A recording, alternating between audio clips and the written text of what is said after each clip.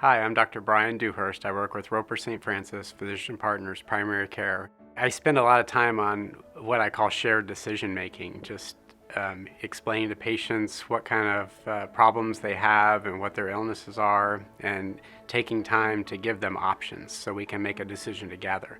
I think patients feel so much more comfortable when they understand what's going on and they feel like they have a say. Everyone's different, and I think the individual experience is so important in medicine. I want patients to feel like they're part of their decisions and their medical care. I think one of the most important roles in a family medicine doctor too is not just the care, but to kind of coordinate specialty care. Medicine today can be so complex, and I think it can be daunting for a patient to sometimes understand what's going on with all their specialists. And I think that's our role as family doctors as well, is to coordinate that care, make sure that all physicians are talking together and everyone understands what's going on, so there's no confusion and patients get the best care possible from that comprehensive care from all the different doctors they may see.